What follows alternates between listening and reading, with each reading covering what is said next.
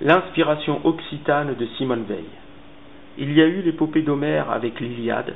La chanson de la croisade contre les Albigeois en est une autre tout aussi glorieuse, mais méconnue, dont Simone Veil va s'inspirer pour évoquer une certaine renaissance spirituelle au XIIe siècle en Occident.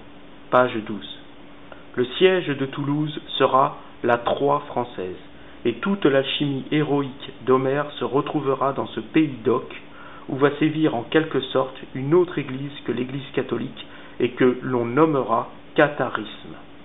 L'origine du terme semble remonter au grec et qui signifie pur.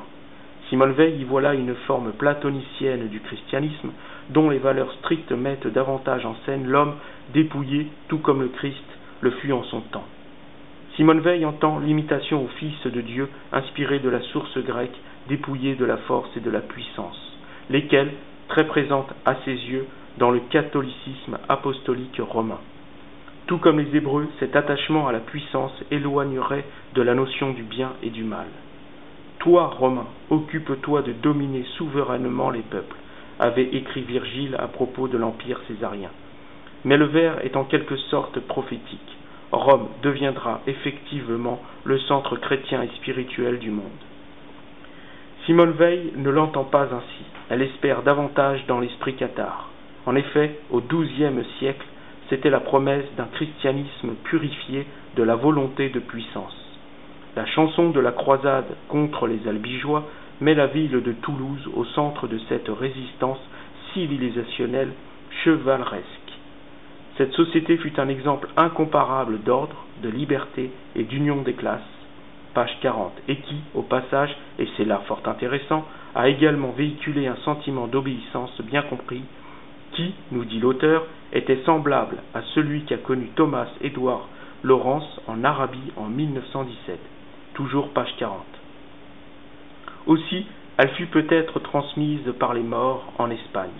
Effectivement, la conception espagnole qui lie le serviteur au maître a pu permettre une cohésion sociale jamais vue ailleurs. En effet, le serviteur était rendu égal au maître par une fidélité volontaire, page 40. Ce sentiment commun élevé s'étendra dans tout le pays d'Oc, pour lequel le mot langage remplacera le mot patrie, d'où Languedoc. Indéniablement, pour Simone Veil, c'était ça le progrès et non la conception scientifique du monde.